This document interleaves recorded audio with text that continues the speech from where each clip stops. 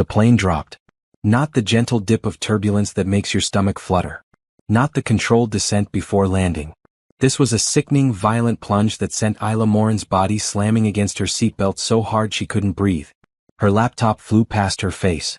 A briefcase exploded open, scattering papers that swirled through the cabin like confetti at the world's worst party. Someone was screaming. Maybe it was her. Across the aisle, Sebastian Ashbourne gripped his armrests, his knuckles bone-white against his brown skin. For once, his perfectly composed face showed something real, pure, raw fear. The engines shrieked. The nose of the private jet pitched forward at an angle that defied everything Isla knew about physics and survival. Through the window she saw nothing but green. Dense, endless green rushing up to meet them. "Brace!" The pilot's voice cracked over the intercom, barely audible over the screaming metal and howling wind. Isla tucked her head between her knees, her long braids falling forward, arms wrapped around her legs. This was it. 28 years old and she was going to die in a metal tube with the man she hated most in the world. The irony would have been funny if she wasn't absolutely terrified. The first impact threw her against the seatbelt so violently she felt something crack in her ribs. The second impact snapped her head sideways. The third impact brought darkness. When Isla opened her eyes, everything was wrong. The cabin was tilted at a 45-degree angle. Smoke curled through shattered windows. Her left arm screamed with pain that made her vision blur. Blood dripped from somewhere on her head, warm and sticky, running down her temple. The smell hit her next. Fuel, burning plastic, pine trees, and something else she didn't want to identify. "Hello?" Her voice came out as a whisper. She tried again louder. "Hello? Is anyone?" Movement across the aisle. Sebastian pulled himself upright, blood streaming from a gash above his eye. His expensive gray suit was torn, one sleeve completely ripped away. But he was alive. His dark eyes found hers through the smoky chaos. "Don't move yet," he said, his voice hoarse but steady. "Check yourself first. Can you feel your legs?" Isla wiggled her toes. Pain shot through her left arm, but her legs responded. "Yes, my arm is hurt. I think it's broken." Sebastian unbuckled carefully, testing his own body. He stood, swaying, and had to grab a seat to steady himself. "We need to get out. Now. The fuel." He didn't finish the sentence. "You didn't have to." Isla fumbled with her seatbelt with her good hand. The mechanism was jammed. Panic clawed at her throat. Sebastian moved toward her, navigating the tilted cabin with careful steps. He reached her seat and worked the buckle, his fingers surprisingly gentle despite the urgency. "Got it," he said, and the belt released. He helped her stand. Her left arm hung useless, pain pulsing with every heartbeat. Sebastian wrapped his good arm around her waist, supporting her weight as they moved toward the emergency exit. The door had been torn partially off during the crash, leaving a gap just wide enough to squeeze through. "The pilot," Isla said suddenly, looking toward the cockpit. "And Jamie. Where's Jamie?" Jamie Chin had been the only other passenger, Sebastian's personal assistant who'd been traveling with them to the Seattle conference. Sebastian's jaw tightened. He'd already looked. Isla could see it in his face. "We need to go," he said quietly. "Right now." They climbed through the gap in the fuselage. Isla bit back a scream as she jarred her broken arm. Then they were out, stumbling down the crumpled wing, sliding onto moss-covered ground. Sebastian pulled her away from the wreckage, moving as fast as her injuries allowed. 30 feet. 50 feet. He didn't stop until they were behind a massive fallen log. They collapsed against it, both breathing hard. Isla looked back at the plane, really seeing it for the first time. The nose was completely crushed, buried in earth and trees. The tail section had broken off entirely and was nowhere in sight. One wing pointed skyward at an unnatural angle. The whole thing looked like a child's toy that had been stepped on. "We're alive," Isla whispered, not quite believing it. Sebastian nodded slowly, his hand pressed against his ribs. "We're alive." They sat in silence for a moment, the reality settling over them like a heavy blanket. Around them, the forest was dense and green and utterly silent except for the crackle of small fires still burning in the wreckage. No roads. No buildings. No people. Just trees stretching endlessly in every direction. "How far off course were we?" Isla asked. "I don't know. The storm pushed us pretty far before." Sebastian trailed off. "I wasn't watching the instruments. I was working." Of course he was. Sebastian Ashbourne was always working. Cold, distant, brilliant Sebastian who'd built his tech company from nothing and treated his employees like cogs in a machine.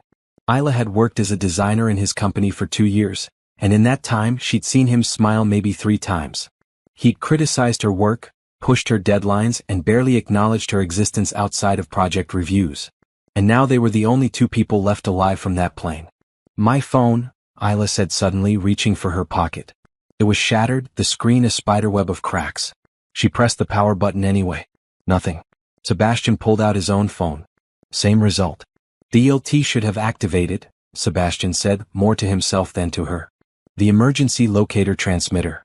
Search and rescue will pick up the signal." "How long does that take?" "Hours. Maybe a day if we're in a remote area." Isla looked around at the towering trees, the dense undergrowth, the complete absence of any signs of civilization. "I think we're in a remote area. Before you scroll past this moment, can you honestly say you'd know how to survive if everything you relied on was suddenly ripped away?" If this story makes you think about resilience, about second chances, about finding connection in the most unexpected places, please subscribe and comment below. What would you do if you crashed in the wilderness with someone you couldn't stand? I'd love to hear your thoughts. Sebastian stood carefully, wincing. "We should inventory what we have. Check the plane for supplies before it gets dark." "Is that safe?" "The fuel. The immediate danger has passed. But we need water, first aid supplies, anything that can help us survive until rescue arrives." Isla let him help her up. Her arm throbbed with every movement, but she pushed through it. They approached the wreckage cautiously. The cockpit was inaccessible, crushed beyond recognition. Isla tried not to think about the pilot, about Jamie. She couldn't think about that right now. She'd fall apart. The passenger cabin was more accessible. Sebastian climbed back inside while Isla kept watch, though she wasn't sure what she was watching for. He emerged 10 minutes later with a small pile of items. A first aid kit, 3 bottles of water, a torn jacket, a lighter, and 2 protein bars. "That's it?" Isla asked. "Most of it's destroyed or inaccessible. The luggage was in the tail section, which was somewhere else entirely. This will have to do." He sat beside her and opened the first aid kit. "Let me look at your arm." Isla extended it slowly. Even that small movement made her gasp. Sebastian examined it carefully, his touch surprisingly gentle. Up close, she noticed things she'd never paid attention to before. The scar on his left eyebrow, the silver starting to thread through his black hair at his temples, the way his hands shook slightly despite his calm demeanor. "Definitely broken," he said. "I'm going to splint it. This will hurt. Everything already hurts." He almost smiled. Almost. He found 2 straight sticks near the log and used strips torn from his already ruined shirt to fashion a crude splint. Isla bit her lip hard enough to taste blood, but she didn't cry out. Sebastian worked efficiently, like he'd done this before. "Where'd you learn first aid?" she asked through gritted teeth. "My father took me camping every summer when I was young. He insisted I learn survival skills." He tied off the final knot. "I haven't used them in 15 years. There was something in his voice, some old pain that Isla recognized even through her own agony. But before she could ask, he was already moving on, cleaning the gash on his own forehead with antiseptic from the kit. The sun was getting lower. Isla could see it slanting through the trees, casting long shadows across the forest floor. The temperature was already dropping. "We need shelter," Sebastian said. "And a fire. Do you know how to do that?" "I remember some of it." Not exactly reassuring, but it was better than nothing. They spent the next hour gathering materials. Sebastian found a spot between 2 large trees with overhead cover from their branches. He built a frame from fallen branches while Isla, one-handed, gathered pine needles and moss for insulation. It wasn't much, just a lean-to structure that would barely fit both of them, but it was something. The fire took longer. Sebastian's hands were shaking worse now, probably from shock setting in, and the lighter's flame was weak. But finally, blessedly, a small fire caught and held. Orange light flickered across their makeshift camp as true darkness fell. They sat on opposite sides of the fire, each wrapped in their own thoughts. The forest around them came alive with sounds, rustling, hooting, distant howls that made Isla's skin crawl. She pulled the torn jacket tighter around her shoulders. "Are there bears here?" she asked. "Probably." "That's comforting. Lying won't help us." No, she supposed it wouldn't. That was Sebastian, blunt, practical, impossible to read. Even now, after everything, his face was a mask. She wondered what he was feeling, if he felt anything at all about what happened. About Jamie and the pilot. About being stranded in the middle of nowhere with an employee he barely tolerated. "Get some rest," Sebastian said. "I'll keep the fire going." You need to rest too. I will. In a bit. Isla was too exhausted to argue. She crawled into the lean-to, every muscle screaming in protest. The ground was hard and cold beneath her, and she could feel every root and rock. But exhaustion was a powerful thing. Despite the pain, despite the fear, despite everything, her eyes grew heavy. Her last conscious thought was that tomorrow they'd be rescued. Tomorrow helicopters would come. Tomorrow this nightmare would end. She had no idea how wrong she was. Isla woke to darkness and cold. For a confused moment she didn't know where she was. Then the pain in her arm reminded her and everything came flooding back. The crash. The forest. Sebastian. She sat up carefully in the lean-to.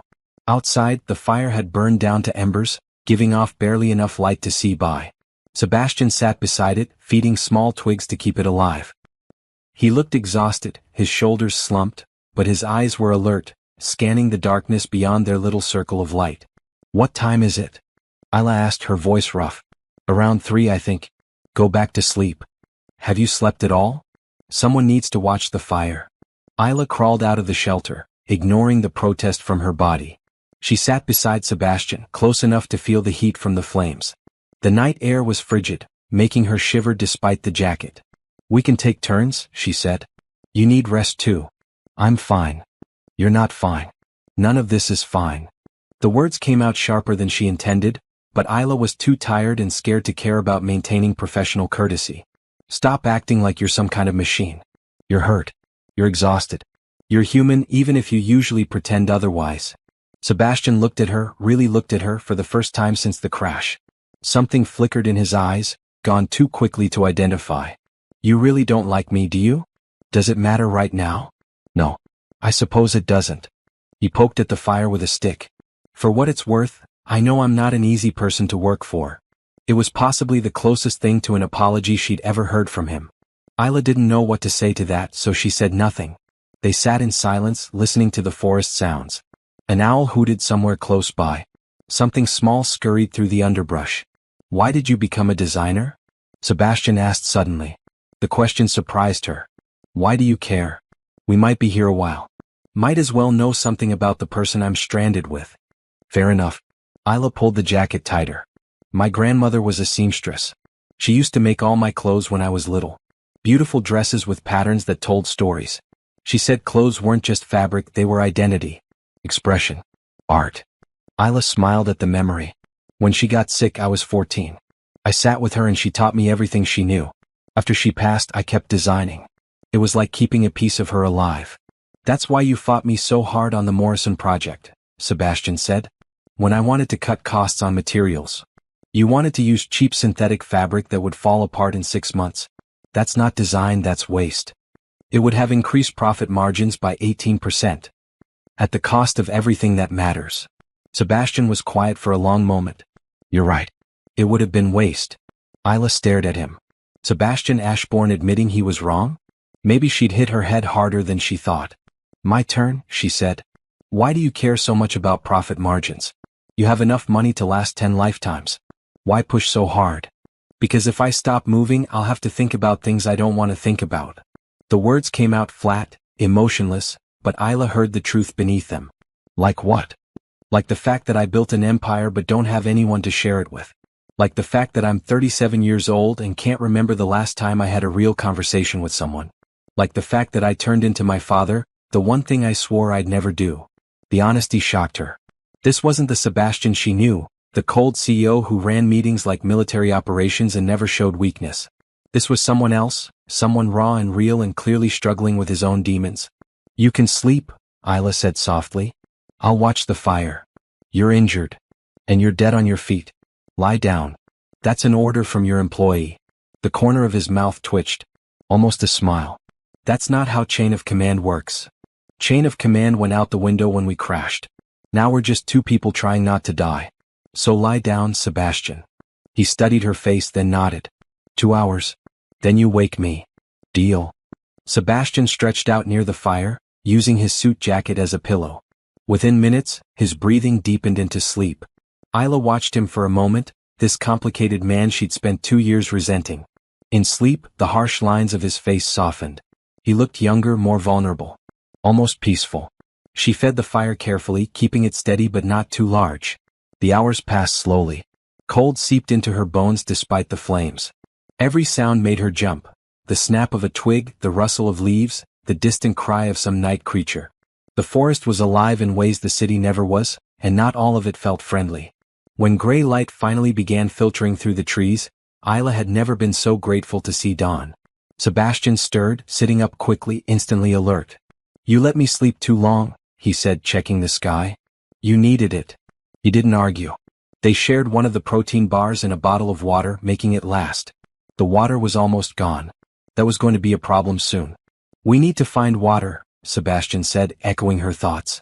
"And we should stay near the crash site. Search and rescue will look here first. What if they don't come today? Then we survive another night. And another after that if we have to." He stood, testing his balance. "But we need water. There's a stream somewhere nearby. I can hear it." Isla listened. At first she heard nothing but wind and birds. Then, faintly, she caught it, the distant sound of running water. They gathered what few supplies they had and set out. Walking was harder than Isla expected. Her whole body ached from the crash, and her broken arm throbbed with every step. The forest floor was uneven, full of hidden roots and rocks. Several times she stumbled, and each time Sebastian caught her, steadying her with a hand on her good arm.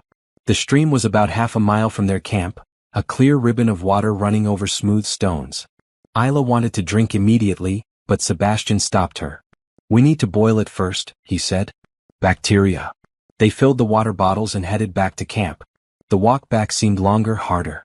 By the time they reached their lean-to, Isla was shaking with exhaustion. Sebastian heated water over the fire in a small metal cup they'd salvaged from the plane, waited for it to cool, then handed it to her. "Small sips," he instructed. The water tasted like smoke and metal, but Isla didn't care. It was the best thing she'd ever drunk. They took turns boiling and drinking until both bottles were full of treated water. "Now what?" Isla asked. "Now we wait. We keep the fire going so search planes can see the smoke. We stay visible. We survive." It sounded simple when he said it like that. But as the sun climbed higher and no helicopters appeared, as the day stretched on with no sign of rescue, simple started to feel impossible. They fell into an unspoken routine. Sebastian kept the fire going and made trips to the stream. Isla, limited by her broken arm, gathered what she could one-handed. Dry wood, edible-looking plants, pine needles for bedding. They didn't talk much. There was nothing to say. By late afternoon, Isla's stomach was cramping with hunger. The second protein bar was gone, eaten at midday. That left one bar and no idea when rescue would come. "I can try to catch fish," Sebastian offered, seeing her discomfort. "With what?" "My hands." Primitive but possible. He was gone for over an hour. When he came back, his shirt was soaked and he was empty-handed. "The water's too cold and fast. I couldn't get close enough." That night was harder than the first. Hunger gnawed at Isla's stomach. Her arm hurt worse somehow, the pain constant and grinding. She lay in the lean-to trying not to cry, trying to stay strong. But fear was creeping in, cold and insidious. What if no one was coming? What if they died out here? "Isla." Sebastian's voice came from outside the shelter. "Come sit by the fire." She didn't want to move, but something in his tone made her obey. She crawled out and sat beside him. The fire crackled between them, warm and alive. "Tell me about Atlanta," he said. "You grew up there?" "Why?" "Because sitting here in silence thinking about how hungry we are isn't helping anyone. So tell me, what was it like?" So Isla told him. About her neighborhood where everyone knew everyone. About summer nights on her grandmother's porch, the air thick and warm, fireflies dancing in the darkness. About her mother's garden, the way tomatoes tasted when you picked them right off the vine. About learning to braid hair in her best friend's kitchen, fingers flying while they gossiped and laughed. And Sebastian listened. Really listened. When she finished, he told her about growing up in Oregon, about forests like this one where his father taught him to identify animal tracks and edible plants. About cold rivers and star-filled skies and feeling like the world was infinite and full of possibility. What changed? Isla asked. Life. Loss. The usual things that break people. He stared into the fire.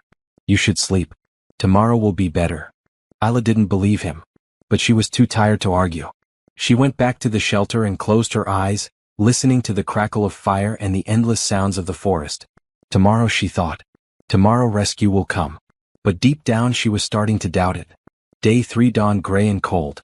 Isla woke to the smell of smoke and something else, something that made her stomach growl.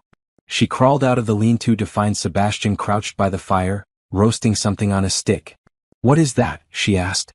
"Grubs. I found them under some bark." He held one out to her. "Protein." Isla's stomach turned. The grub was pale and segmented, curled like a tiny shrimp. But her hunger was stronger than her disgust. She took it, closed her eyes and ate. It tasted earthy and bitter, but she forced it down. "There's more," Sebastian said, pointing to several more roasting by the fire. They ate in silence, 6 grubs each. It wasn't enough to fill them, but it was something. When they finished, Sebastian stood and walked to the edge of their camp, staring out into the forest. "No helicopters yesterday," he said. "No search planes. Maybe they're searching a different area first. Maybe." But he didn't sound convinced. "Or maybe the ELT wasn't working. Maybe they don't know where we are. So what do we do?" Sebastian turned to face her. "We can't stay here indefinitely. We have almost no food, and even with the stream, we're not getting enough calories to sustain us. If rescue doesn't come today, we need to consider moving." "Moving where?" "We don't know where we are. Water flows downhill. Streams lead to rivers. Rivers lead to civilization. If we follow the stream, eventually it'll take us somewhere." The logic made sense, but the thought of leaving their camp, of walking deeper into this endless forest, terrified Isla. What if search and rescue comes while we're gone? That's the risk. But if we stay here and no one comes, we'll starve in a few days. Sebastian's face was grim. "I don't see another option." They spent the morning preparing. Sebastian made a crude crutch from a forked branch to help Isla walk with better balance. They filled both water bottles and tucked them into pockets. The remaining protein bar went into Sebastian's jacket. The first aid kit, lighter, and torn jacket were divided between them.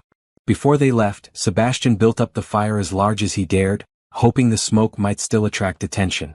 Then they turned toward the sound of running water and started walking. The forest was dense and hostile. Thorny bushes grabbed at their clothes. Fallen logs blocked their path. The ground was uneven, full of hidden holes that could twist an ankle. Isla's arm throbbed with every step, and within an hour she was drenched in sweat despite the cool air. Sebastian set a slow pace, checking on her constantly. When she stumbled, he was there. When she needed to rest, he didn't complain. This patient, attentive version of him was so different from the boss she knew that Isla kept expecting him to snap back into his cold corporate persona. But he didn't. "Tell me about your family," Sebastian said as they walked. "Besides your grandmother." "Why do you want to know?" "Because talking makes the walking easier. And because I've worked with you for 2 years and don't know anything about your life." Isla was quiet for a moment, then began. "My mom's a nurse. Works double shifts at Grady Hospital. My dad left when I was 12. Haven't seen him since. I have a younger brother, Dante. He's in college now, studying engineering." She smiled despite the pain. "He's brilliant. Annoying but brilliant. They must be worried about you. Probably losing their minds." The thought made her chest tight. "My mom, she always worries. Every time I fly, she makes me text when I land. She's probably been calling my phone non-stop." "My business partner, Marcus, will be handling the crisis," Sebastian said. "He's good at that. Efficient." "Do you have family? Parents? Siblings?" Sebastian's jaw tightened. "I had a sister, Grace. She died 10 years ago. Car accident. My parents split up after that. My father lives in Montana now. We don't talk much." "I'm sorry." "Life goes on. That's what everyone says, right? Time heals. You learn to cope." All the meaningless phrases people use when they don't know what else to say. There was bitterness in his voice, old and deep. Isla recognized it. She'd felt the same way when her father left, when people said he'd come back, that everything would be fine.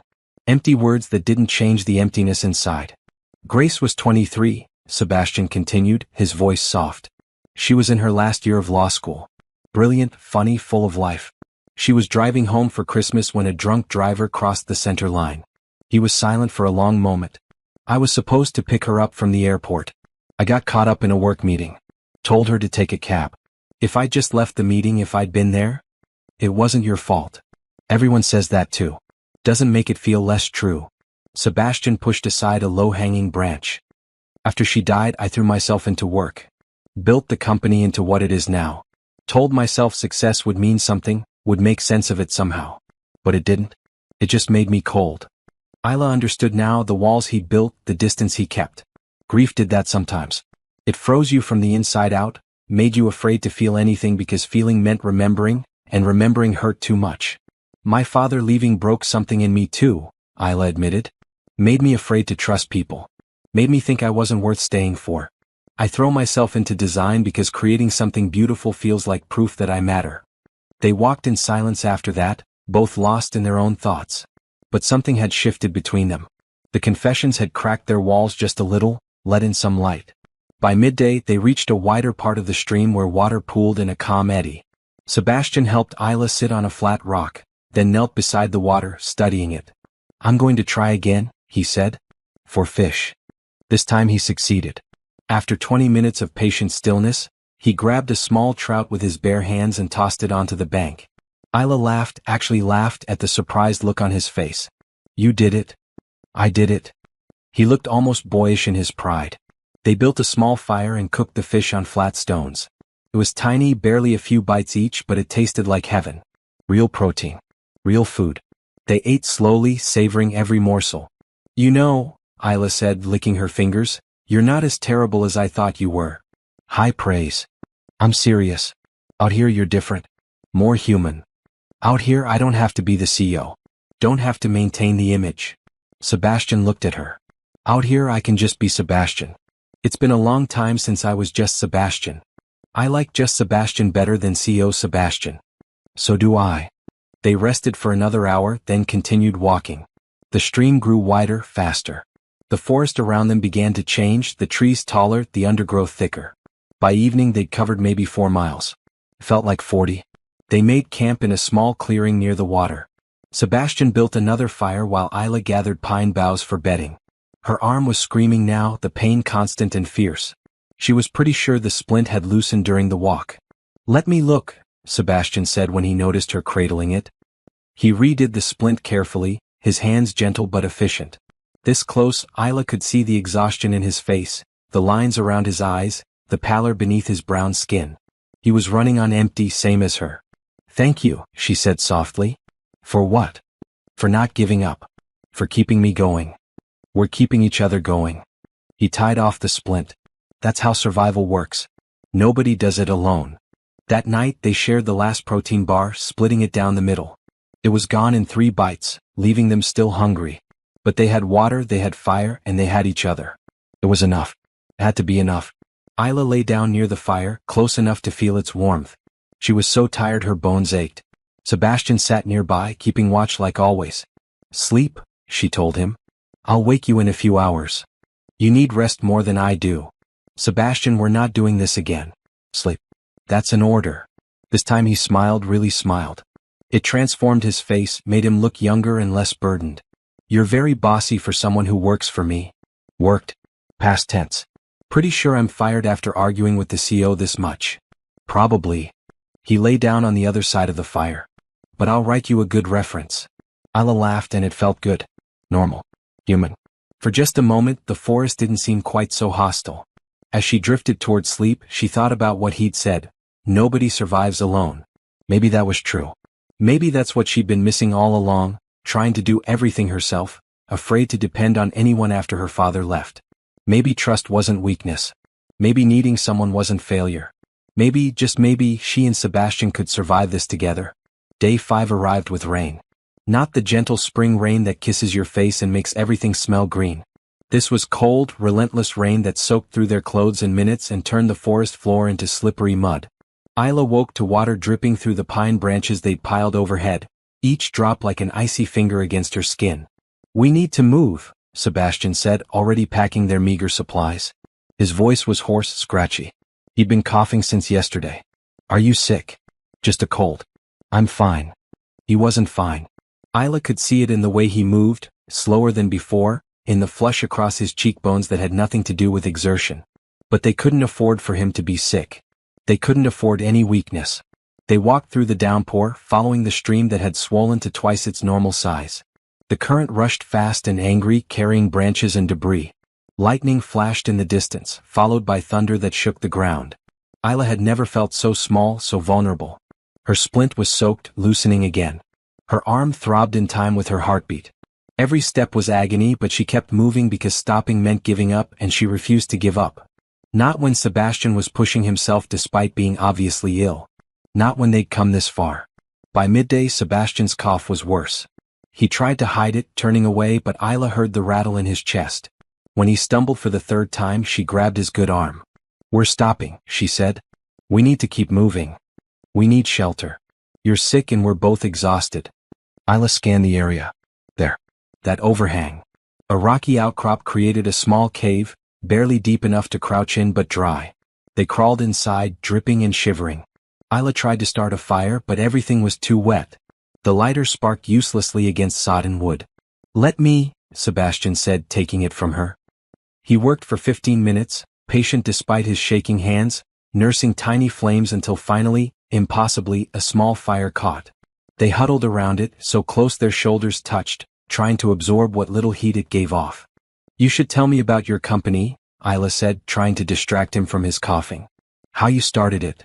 It's not interesting. Everything's interesting when you're sitting in a cave in the rain waiting to die. We're not going to die. Tell me anyway." Sebastian was quiet for a moment, staring into the flames. When he spoke, his voice was soft, almost distant. "I started it right after Grace died.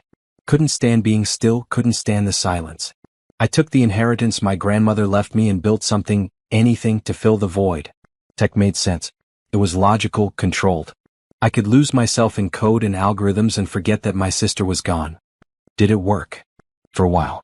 The company grew fast. I worked 18-hour days, 7 days a week. Hired the best people, pushed them hard, pushed myself harder. We became successful, then very successful. By the time I was 30, I had more money than I knew what to do with." He coughed hard, then continued. "But success didn't fill the void. It just made it bigger, echoing. I'd built an empire but forgotten how to be human. Is that why you're so cold at work?" "I'm not cold. I'm protected." Sebastian looked at her. "If I don't let people in, they can't leave. Can't die. Can't hurt me. That's not protection. That's a prison. Maybe. But it's a safe prison. Safe and lonely." Sebastian didn't argue. They sat in silence, listening to the rain drum against the rocks outside their shelter. The fire crackled and popped, sending up tiny sparks that disappeared into darkness. "I pushed people away too," Isla admitted. "After my dad left. Made myself small, tried not to need anyone. Figured if I didn't ask for much, people might stay. Didn't work though. Just made me invisible." "You're not invisible. Your designs, they're bold, vibrant. Full of life. That's how I wished I could be. Brave enough to take up space. Confident enough to be seen." She pulled the wet jacket tighter around her shoulders. "But in real life I stay quiet. Don't argue. Don't push back. Just do what I'm told and hope that's enough." "You pushed back on the Morrison project. Because bad design is worse than being fired. Some things matter more than safety." Sebastian smiled slightly. "I'm glad you pushed back. You were right. About the materials, about the vision. About all of it. Are you saying I was right and you were wrong? Don't let it go to your head." Isla laughed, then immediately regretted it as the movement jarred her arm. Sebastian noticed. "Let me check the splint," he said. He redid it again, working by firelight, his movements slow and careful. His hands were warm against her cold skin. When he finished, he didn't immediately pull away. His fingers rested gently on her wrist, just above the splint, as if checking her pulse. "Thank you," Isla said, "for taking care of me. You've been taking care of me too. Keeping watch. Gathering wood. Keeping me sane. Is that what we're calling this? Sanity? Close enough." They stayed like that for a moment, his hand on her wrist, neither pulling away. The cave felt smaller suddenly, more intimate. Isla was aware of his breathing, the warmth of his body beside hers, the way the firelight cast shadows across his face. Then Sebastian coughed again, breaking the moment, and pulled back. "You should sleep. I'll keep watch. You need rest more than I do. You're sick. I've been sick before. I'll survive. Sebastian. Please. Let me do this." There was something in his voice, a plea that went deeper than just keeping watch. He needed to feel useful, needed to protect her. Isla understood that need, had felt it herself. So she nodded and curled up near the fire, using the damp jacket as a pillow. But she didn't sleep, not really. She lay there listening to the rain, to Sebastian's labored breathing, to the crackle of flames. And she thought about this man she'd worked with for 2 years but never really known. This complicated, wounded, brilliant man who was slowly revealing himself layer by layer. She thought about his sister, about the guilt he carried, about the walls he'd built to protect himself from more loss. She thought about her own walls, her own fears, her own carefully constructed defenses. Out here those walls were crumbling. Out here pretending didn't work. Isla? Sebastian's voice was soft. Yeah. I'm glad you're here. I mean, I'm not glad we crashed. But if I had to be stranded with someone, I'm glad it's you. Her chest tightened. I'm glad it's you too. Even though you're a terrible boss. Fair assessment. But a decent human being. High praise from someone who hated me a week ago. I didn't hate you. I just didn't understand you. She turned to look at him across the fire. I understand you better now. And you're not as scary as you pretend to be. You're just hurt. We both are. Sebastian held her gaze for a long moment. Something passed between them, unspoken but real. Understanding. Connection. The beginning of something neither could name yet. The rain continued through the night, relentless and cold. But inside their small cave, beside their small fire, Isla felt warmer than she had in days. Not from the flames but from something else entirely. Something that felt dangerously like hope. The rain didn't stop. Day 6 dawned gray and miserable, the storm still raging overhead. Sebastian's cough was worse, deep and wet, shaking his whole body. When Isla felt his forehead, it was burning hot. You have a fever, she said, fear creeping into her voice. It's fine. I can walk. He tried to stand and immediately swayed, catching himself against the cave wall. Isla grabbed his arm. You're not walking anywhere. We're staying here until the storm passes and you're better. We need to keep moving. Need to find help. Sebastian, you're sick. Really sick. If we push now, you'll only get worse. Isla guided him back down to sit by the fire. We rest today. Tomorrow we'll reassess.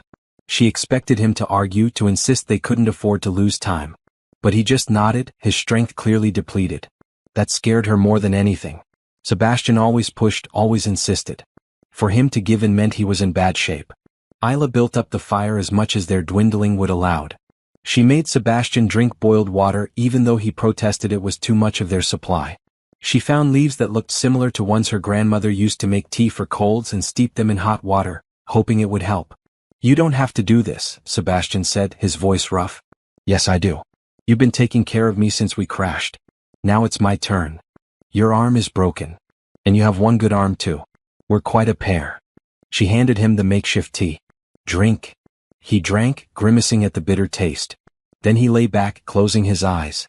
Isla watched the rise and fall of his chest, the way his jaw clenched against the coughing, the vulnerability in his face that he never showed in the corporate world.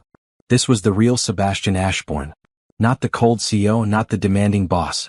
Just a man who was sick and scared and trying so hard to stay strong. The day passed slowly. The storm intensified, lightning splitting the sky, thunder so loud it seemed to shake the mountain itself. Wind howled through the trees, bending them nearly double. Isla kept the fire going, kept Sebastian hydrated, and tried not to think about how bad this could get. By afternoon, Sebastian was delirious with fever. He mumbled about Grace, about business deals, about things that made no sense. Isla sat beside him, wiping his forehead with a damp cloth torn from his ruined shirt, talking to him even though she wasn't sure he could hear her. You're going to be okay, she said over and over like a prayer. We're going to get through this. Both of us. Together. As evening approached, the storm reached its peak. Rain lashed against the rocks with such force that water began pooling inside their shelter. Isla tried to dig a channel to divert it, but her one good hand could only do so much. Within an hour they were sitting in 2 inches of cold water. We have to move deeper in, Isla said, though Sebastian was too out of it to respond. She helped him crawl further into the cave, into a narrow space barely big enough for both of them. She couldn't bring the fire, couldn't bring anything but Sebastian and their 2 water bottles. In the darkness, pressed against cold stone with water rising around them, Isla felt panic clawing at her throat. They were going to die here. Sebastian was too sick to go on, and she couldn't carry him or even help him walk far with her broken arm. They were trapped, cold, hungry, and alone. No, she said out loud, fierce. No. We're not dying here. She pulled Sebastian close, wrapping her good arm around him, sharing what little body heat she had. He was shivering violently, his skin burning hot against hers. She talked to him, told him stories about her grandmother, about Atlanta, about her dreams for her design company. She didn't know if he heard, but she kept talking anyway. When we get out of here, she said, I'm going to design the most beautiful collection ever. Bold colors, strong lines, clothes that make people feel powerful. And you're going to help me launch it. Not as my boss, but as my friend. As someone who believes in me. Sebastian stirred slightly, his eyes fluttering open. Isla? I'm here. Right here. Cold? I know. I'm sorry. She held him tighter.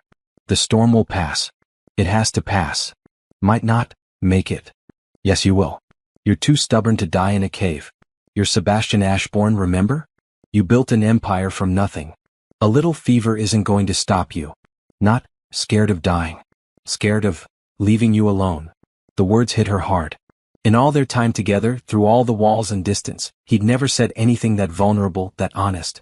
You're not leaving me, Isla said firmly. We're in this together. That's what you said, remember? Nobody survives alone. Together, he repeated, then his eyes closed again. Isla held him through the longest night of her life. The storm raged outside, water continued to rise, and Sebastian's fever burned like a furnace. She sang songs her grandmother taught her, old gospel songs about faith and hope and morning coming.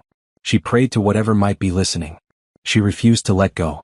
Somewhere in the darkest hours, Sebastian's fever broke. His skin cooled, his breathing steadied, and he fell into real sleep instead of delirious mumbling. Isla felt tears of relief running down her face. Thank you, she whispered to the darkness, to God, to fate, to whatever force had let him survive. Thank you. When dawn finally came, the storm had passed. Pale sunlight filtered into the cave, revealing the destruction. Their supplies were scattered, the fire long dead, but they were alive. Both of them. Sebastian opened his eyes, clear and focused for the first time in a day. You stayed. Of course I stayed. Where else would I go? You could have left. Saved yourself. I wouldn't have blamed you. I wasn't leaving you. Isla brushed wet hair from his forehead. We're in this together, remember? Sebastian reached up with his good hand and cupped her cheek. The gesture was so gentle, so unexpected that Isla's breath caught. They stared at each other in the weak morning light, something shifting between them, something deepening. Thank you, he said softly, for not giving up on me. Thank you for not dying on me. He smiled, weak but genuine. Deal. They crawled out of the cave into a washed clean world.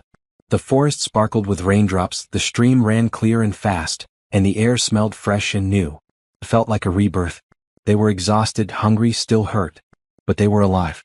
And somehow, impossibly, they were more than just survivor and survivor. They were becoming something else.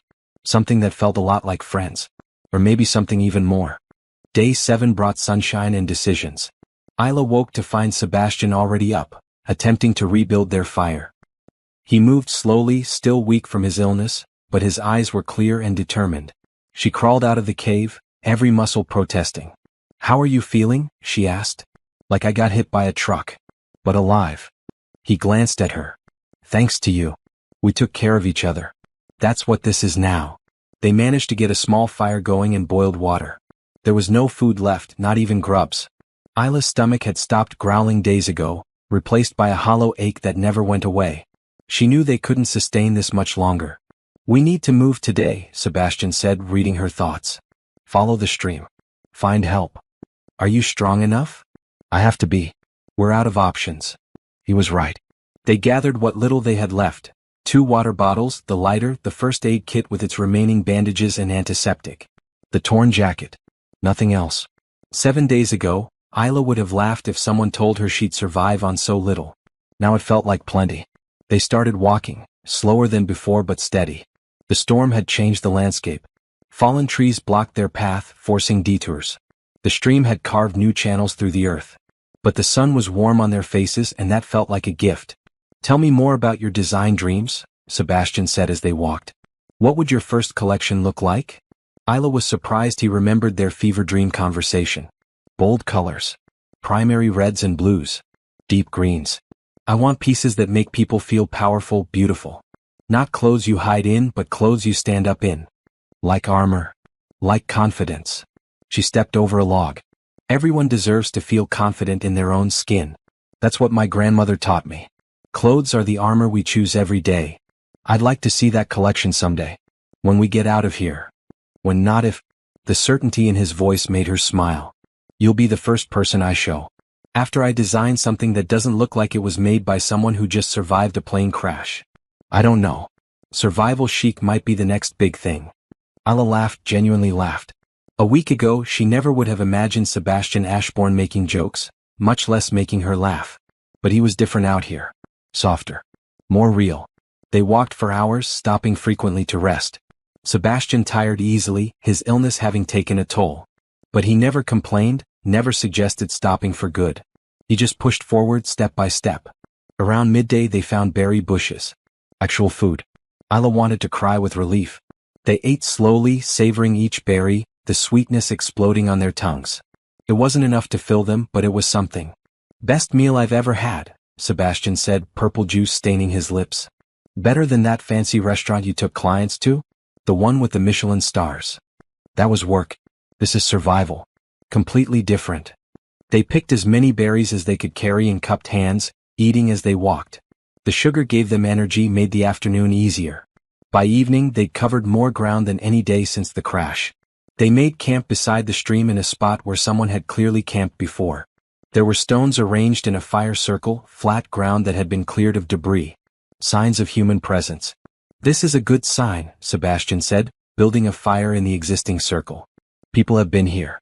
That means we're getting closer to civilization. That night, sitting by the fire, Ayla felt something she hadn't felt since the crash. Hope. Real, genuine hope that they might actually survive this. Can I ask you something? She said. Anything. Why did you really become so cold? I know about Grace, but there's something more, isn't there? Sebastian stared into the flames for a long time. The night she died I was in a meeting. A client meeting that could have been rescheduled. But I was obsessed with closing the deal, with proving myself. My phone rang 3 times. I ignored it because I didn't want to seem unprofessional. His voice cracked. The 4th time I answered. It was the hospital. Grace was already gone. Ayla reached across the fire and took his hand. That wasn't your fault. I know that here. He tapped his head. But not here. He pressed his other hand to his chest. I decided that day that work would always come first. That caring about people was a liability. If I didn't care, I couldn't be hurt again. But you do care. I've seen it this week. You care deeply. Only with you.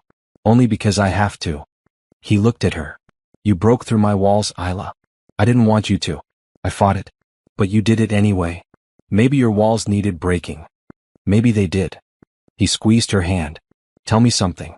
When we get back, will you let me help you start your design company? Not as your boss, but as your partner. Someone who believes in you and your vision.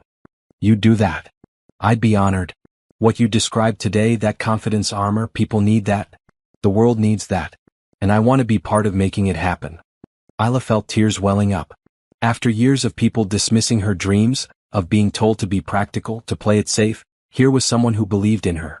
Someone who saw her vision and wanted to help make it real. Yes, she said. I'd like that. They sat in comfortable silence after that, hands still clasped across the fire. The forest felt less hostile now, more like a place they were passing through than a prison. The stars came out, brilliant and countless, painting the sky with light. I used to love stargazing, Sebastian said. My father and I would camp and he'd teach me constellations. After Grace died, I couldn't look at stars anymore. They reminded me of her. What about now? He looked up at the sky and Ayla saw his face soften.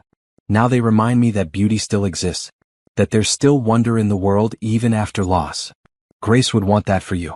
She'd want you to see beauty again. I think she would. And I think she'd like you.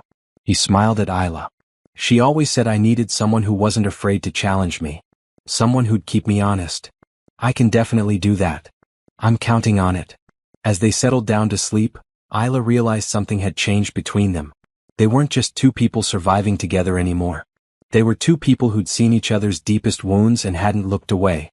2 people who'd chosen to stay to care despite the risk. She looked across the fire at Sebastian, watching him sleep. His face was peaceful, the harsh lines smoothed away. He'd survived a plane crash, illness, and a week in the wilderness. But more than that, he'd survived his own walls coming down. And so had she. Tomorrow they'd keep walking. They'd find help. They'd return to the world. But something between them had shifted permanently. Something neither would forget, no matter what happened next. Day 9 dawned with fog so thick Isla could barely see Sebastian across their camp. "We should wait for this to clear," he said, poking at the fire. "We've been walking for days. How much longer can we survive on berries and hope?" "As long as we have to." But his voice lacked its usual confidence. They were both losing weight rapidly, their clothes hanging loose. Isla's broken arm had healed enough that she could move her fingers without screaming, but she was still effectively one-handed. Sebastian's cough had returned, softer but persistent. They needed to find civilization soon, or they wouldn't make it at all. By mid-morning the fog began to lift. They packed their meager supplies and started walking. The stream had widened significantly, now more of a small river. That had to be a good sign. Rivers meant towns, meant people, meant rescue. They'd been walking for maybe 2 hours when Sebastian stopped suddenly, his hand shooting out to grab Isla's shoulder. "Don't move," he whispered. "What?" Then she heard it. Heavy breathing. The sound of something large moving through the underbrush. She froze, her heart hammering so hard she thought it might burst from her chest. A bear emerged from the trees 30 feet away. Massive, dark brown, terrifyingly close. It hadn't seen them yet, was focused on something near the river. But any second it would notice them, and then Isla's mind raced through everything she'd ever heard about bears. Play dead? Run. Make yourself big? She couldn't remember, couldn't think past the terror flooding her system. Sebastian slowly moved in front of her, putting his body between her and the bear. The gesture was instinctive, protective. Stupid. If the bear charged, he'd be killed first. The bear lifted its head, sniffing the air. Then it looked directly at them. Time stopped.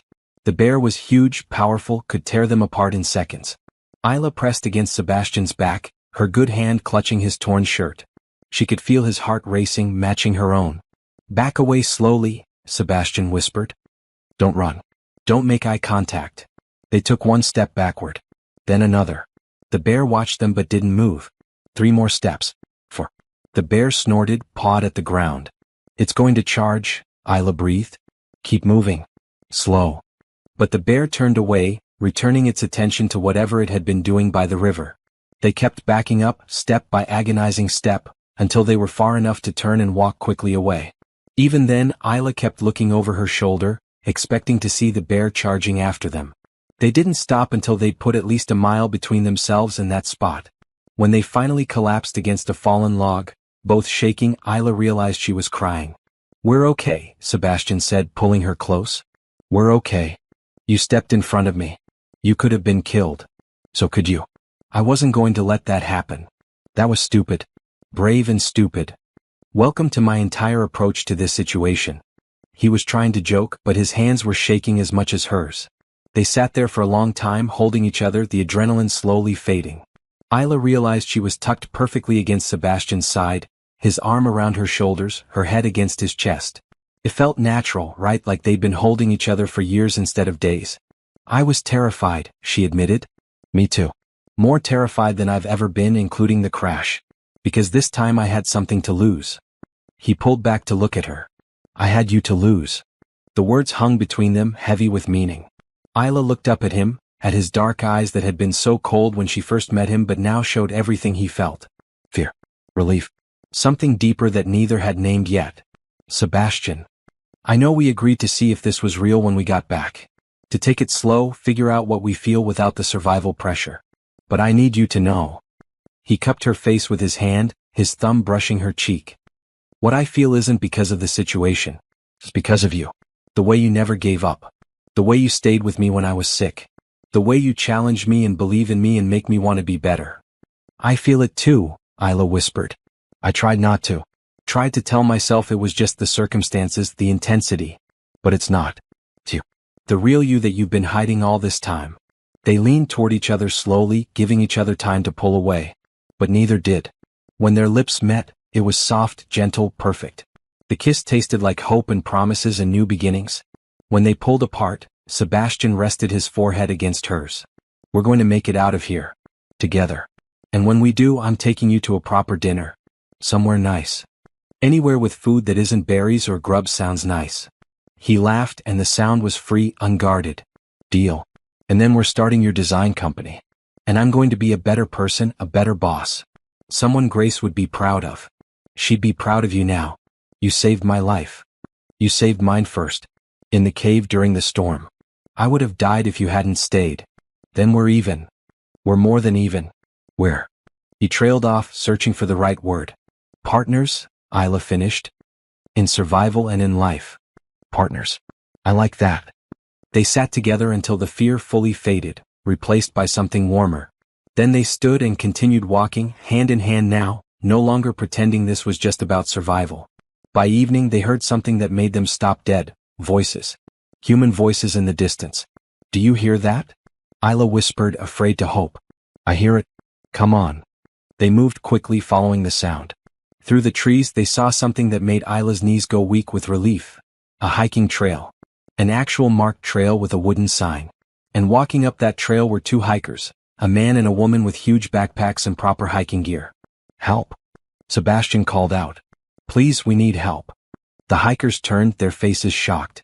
They rushed over, taking in Sebastian and Isla's torn clothes, their injuries, their obvious exhaustion. What happened to you? The woman asked. Plane crash, Isla said, and her voice broke. 9 days ago. We're the only survivors. Has this story touched your heart yet?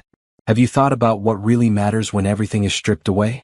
If you're finding yourself moved by Isla and Sebastian's journey from hate to love, from isolation to connection, please take a moment to subscribe and share your thoughts in the comments. What would you do if you were tested like this? Your support helps me create more stories about hope, resilience, and unexpected love.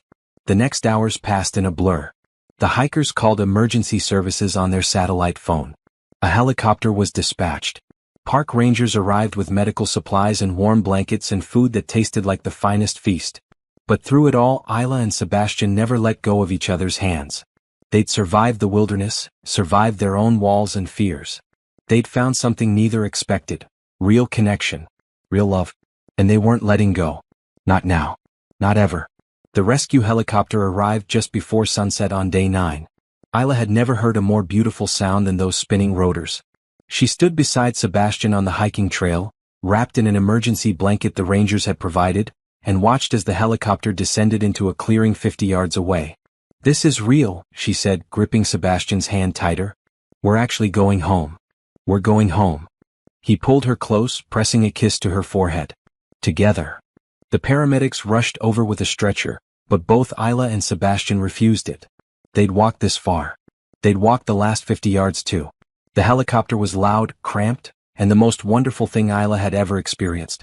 A paramedic checked their vital signs, wrapped Isla's arm in a proper splint, gave them both 4 fluids for dehydration. But mostly he just shook his head in amazement. 9 days in the wilderness with those injuries, he said. You two are incredibly lucky. And tough. Lucky didn't begin to cover it. But Isla didn't have words for what they were. Survivors. Warriors. Something more than either of those things. The flight to the hospital took 30 minutes. Sebastian held her hand the entire time, neither speaking, just existing in this space between their ordeal and their return to normal life. Out the window, Isla saw the forest stretching endlessly below them. Somewhere down there was the plane wreckage, their lean-to, the cave where they'd survived the storm. It looked different from up here. Smaller. Less hostile. The hospital was chaos. Doctors, nurses, bright lights, so many people talking at once. Isla was whisked into an exam room, separated from Sebastian for the first time since the crash. She panicked slightly, looking around frantically for him. He's right next door, a nurse said kindly. We just need to assess you both separately. You'll see him soon. They x-rayed her arm, confirming it was broken but healing reasonably well considering. They treated her cuts and scrapes, gave her antibiotics and pain medication, hooked her up to more 4 fluids. A doctor asked her questions about the crash, about their survival, taking notes for his report. But all Isla wanted was to see Sebastian, to make sure he was really okay, that this wasn't some fever dream. Finally, after what felt like hours but was probably only one, a nurse led her to a private room. Sebastian was already there, sitting on the edge of a hospital bed wearing a clean gown, his arm in a proper sling, bandages on his forehead. He looked up when she entered, and his whole face transformed with relief. Isla. He stood, meeting her halfway across the room, pulling her into a careful hug. Are you okay? What did they say? Broken arm is healing. Dehydration, malnutrition, minor cuts and scrapes. Nothing that won't heal. She pulled back to look at him. What about you? Cracked ribs, pneumonia from the fever, same dehydration and malnutrition. They want to keep us both overnight for observation. He touched her face gently. But we're going to be fine. Both of us. The door burst open and a woman rushed in, followed closely by a younger man. Isla's mother and brother. Her mother took one look at her and burst into tears, pulling Isla into a hug so tight it hurt her injuries. Isla didn't care. She hugged back just as fiercely, breathing in her mother's familiar scent, feeling her brother's arms wrap around them both. "We thought you were dead," her mother sobbed. "They said the plane crashed and there were no survivors reported and I thought." "I'm here, Mama. I'm okay. I'm here." They held each other and cried, releasing 9 days of fear and worry and grief that hadn't needed to happen. When they finally pulled apart, Isla saw Sebastian standing awkwardly to the side, giving them privacy. "Mama Dante, this is Sebastian. He saved my life." "We saved each other," Sebastian corrected quietly. Isla's mother looked at him, then at their joined hands, and something knowing passed across her face. "Thank you for bringing my daughter home. Thank you for raising someone strong enough to survive." More people arrived over the next hour. Sebastian's business partner, visibly relieved. A representative from the airline.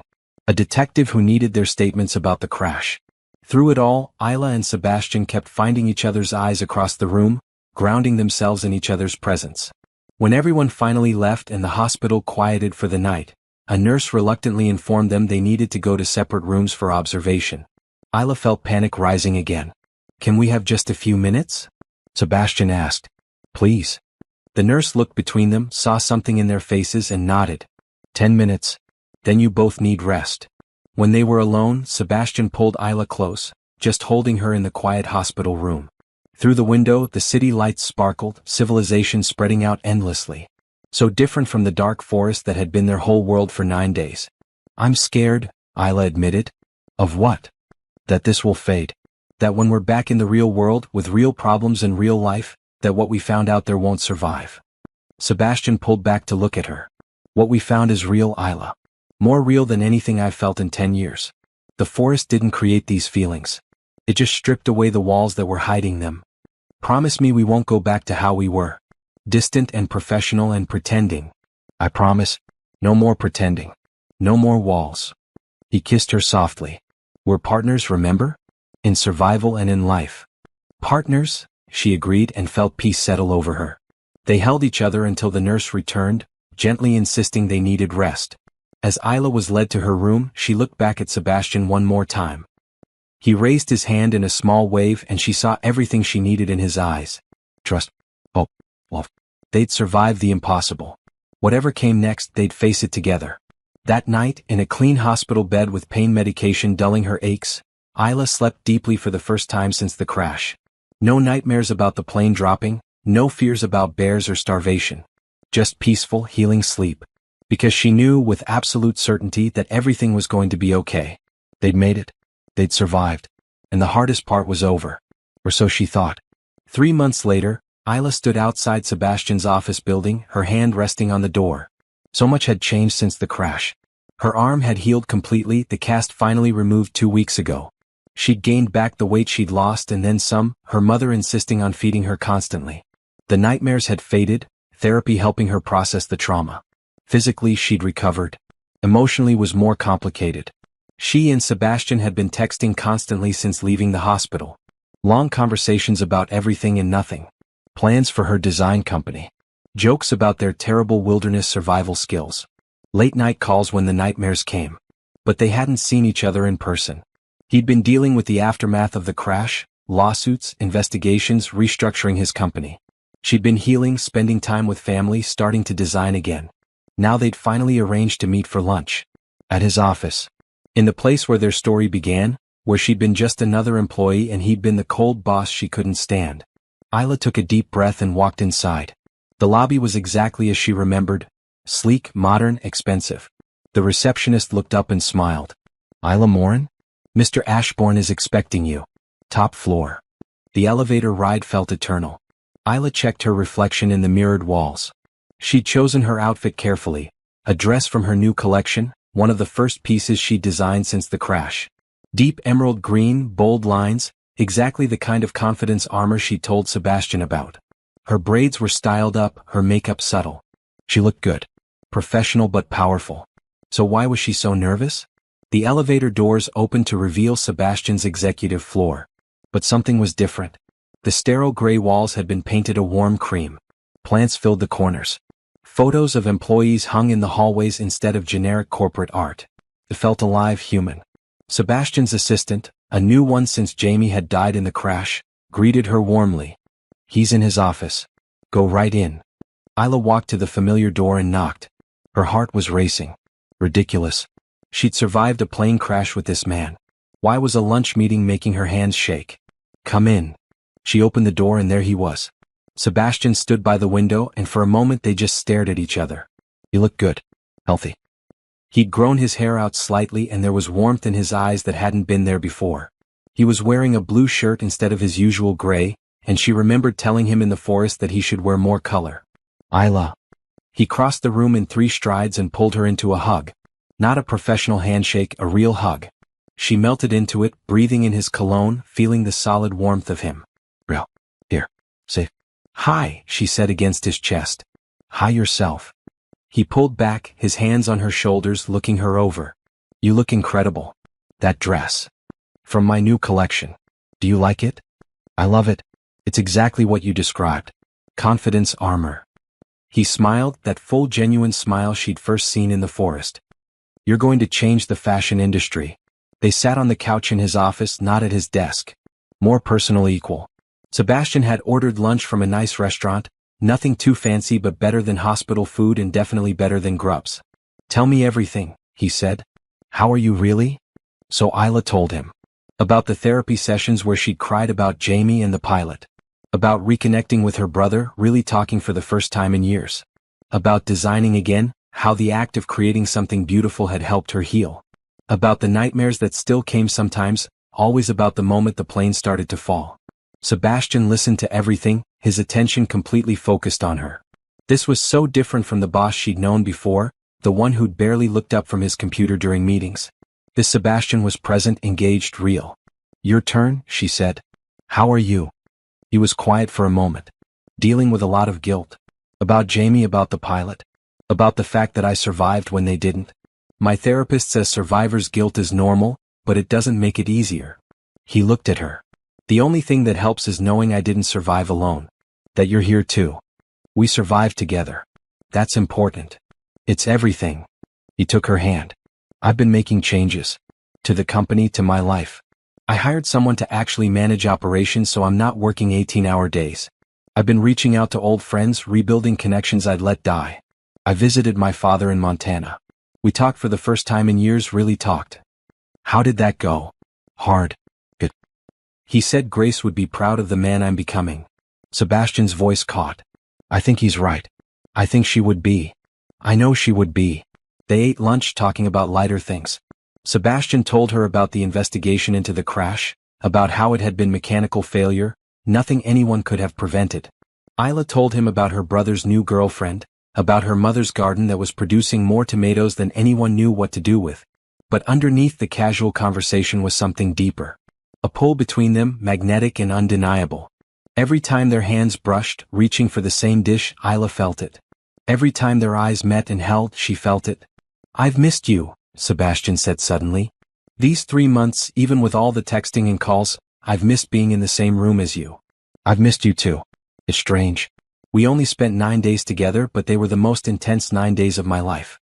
Now regular life feels too slow, too separate." "I know exactly what you mean." He set down his fork. "Can I show you something?" "Of course." He led her to his computer and pulled up architectural plans. "This is the new division I'm creating. Supporting emerging designers, giving them funding and resources to launch their own brands. I was hoping the first designer we work with would be you." Isla stared at the plans. Office spaces, design studios, manufacturing connections, everything she'd need to turn her dreams into reality. "Sebastian, this is not charity. I'm not giving you anything. This is business. You'll have contracts, deadlines, deliverables. But I'll also have your back and I'll make sure you have what you need to succeed." He turned to her. "What do you say? Ready to build your confidence armor empire?" "Yes." Isla was crying now, happy tears. "Yes, absolutely yes." "Good. Because I already signed the lease on a studio space for you. Move-in ready next month." I might have been a little presumptuous. "A little?" She laughed through her tears. You're impossible. I prefer ambitious. He pulled her close. We have 3 months to make up for. I've been patient. I've given us both time to heal. But I need you to know that what I said in the forest about wanting to be with you, I meant every word. I meant every word too. They kissed and it was like coming home. Different from the desperate kiss after the bear incident, more certain, more real. When they pulled apart, Sebastian rested his forehead against hers. Have dinner with me tonight. And tomorrow night. And every night after that until you're sick of me. What if I never get sick of you? Then I'll consider myself the luckiest man alive. That night they had dinner at a small restaurant that Sebastian knew. Nothing fancy, just good food and good company. They talked for hours, laughing together, telling stories. Around them the restaurant filled and emptied, people coming and going. But Isla barely noticed anyone else. Her whole world was Sebastian across the table, his hand holding hers, his eyes warm and full of everything she felt. I love you, he said as they walked to his car later. I know it's fast. I know we're still figuring things out. But I loved you in that forest and I love you now. I need you to know that. I love you too. The words felt right true. I think I started loving you the night you told me about Grace. When you let me see the real you. Then I started loving you when you stayed with me during the storm. When you refused to let me die. We saved each other. We saved each other, he agreed. And now we get to build a life together. No more walls. No more pretending. No more walls, Isla promised. Just us being real. They stood in the parking lot, holding each other under the street lights, and Isla felt something settle in her chest.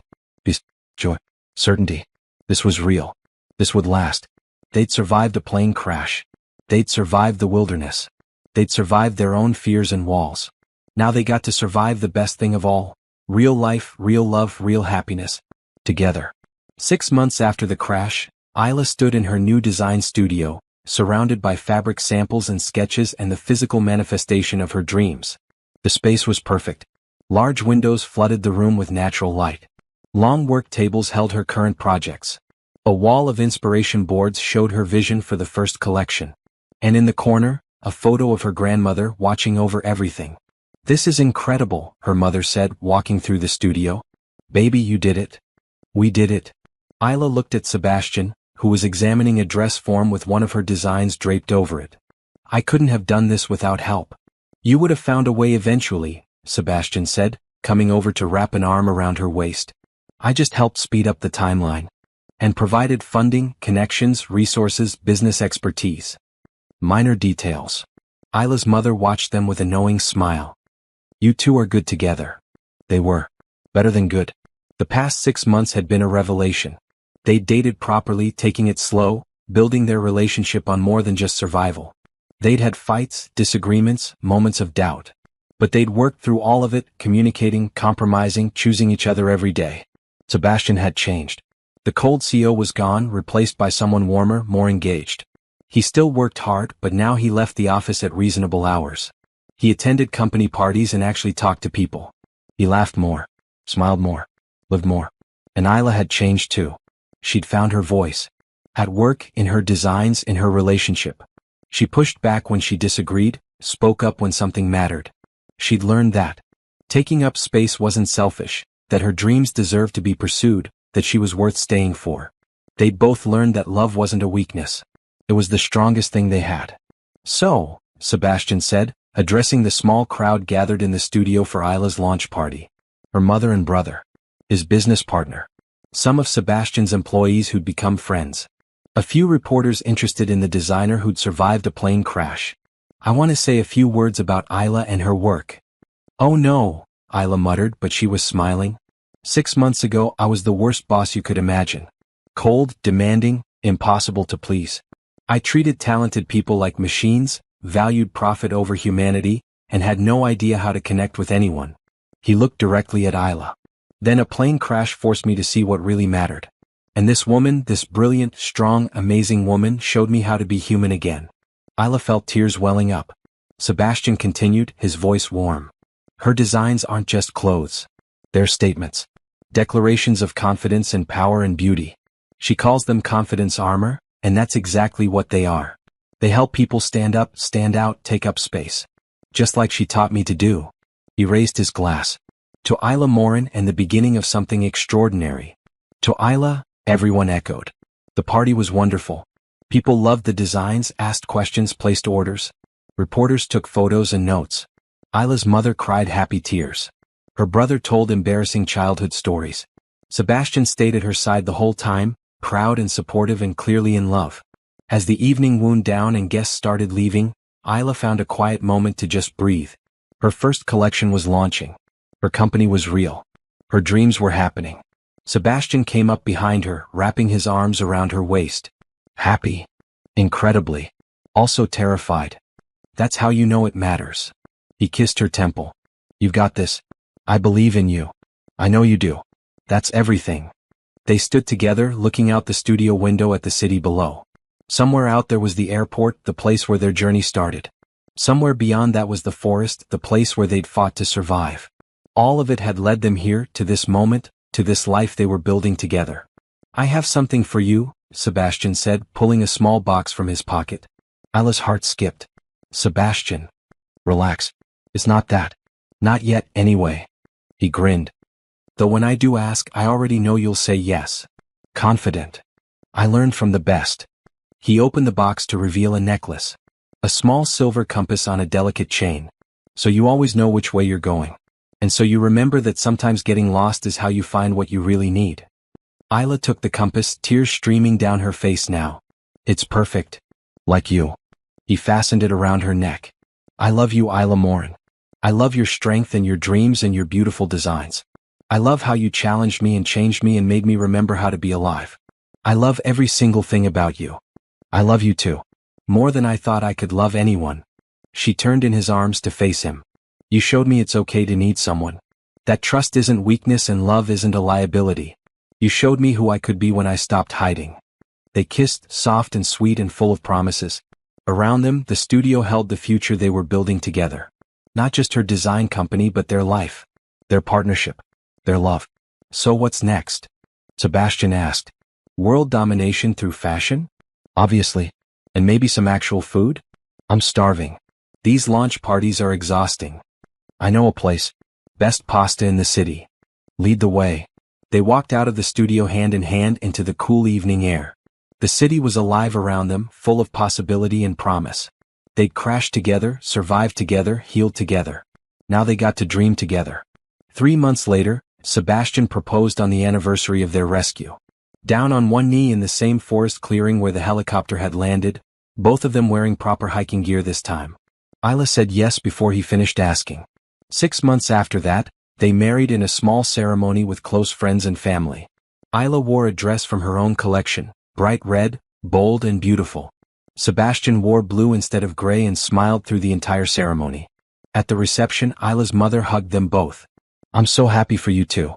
You found each other in the worst circumstances and made something beautiful. We did, Isla agreed, looking at her husband. We really did. That night, lying in bed in their new shared apartment, Sebastian traced the compass necklace she still wore. Remember when you hated me?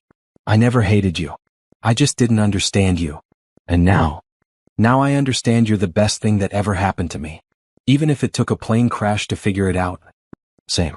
Though I don't recommend that as a relationship strategy. Ella laughed. No, probably not. She turned to face him. Thank you. For what?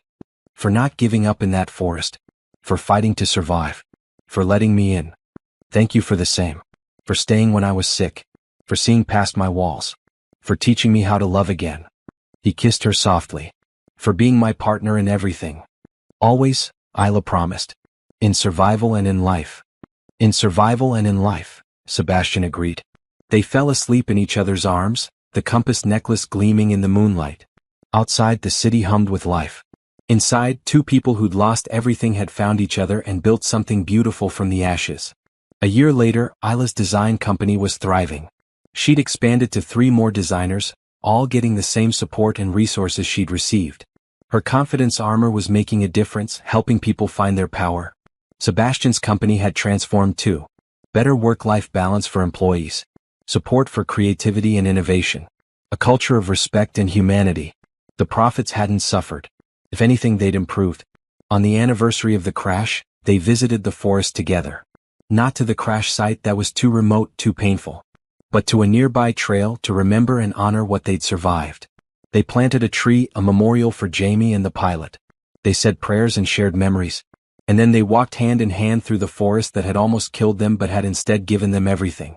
Do you think Grace would approve? Isla asked, knowing who Sebastian was thinking about. I think she'd love you. And she'd be happy I'm finally living again, not just existing. We both are. Living, loving, creating. It's everything. It's everything, Sebastian agreed. They emerged from the forest as the sun set, painting the sky in shades of orange and pink and gold. Beautiful. Hopeful. No. They'd survived the impossible. They'd found love in the darkest place. They'd built a life that mattered, that made a difference, that was full of joy and purpose. And every day they chose each other. Every day they remembered what they'd learned in that forest. That kindness matters, that hope sustains, that love is the strongest force in the world. They walked toward their car, toward their life, toward their future. Together. Always together. Because that's what love is. Not the absence of fear, but the courage to face it with someone by your side. Not the absence of struggle, but the strength to keep fighting together. Not the absence of pain, but the healing that comes from being truly seen and truly accepted. Isla touched her compass necklace and smiled. She knew exactly where she was going. Toward love. Toward dreams. Toward a life more beautiful than anything she'd imagined. And Sebastian was right there beside her, every step of the way. The end was really just the beginning. And it was perfect,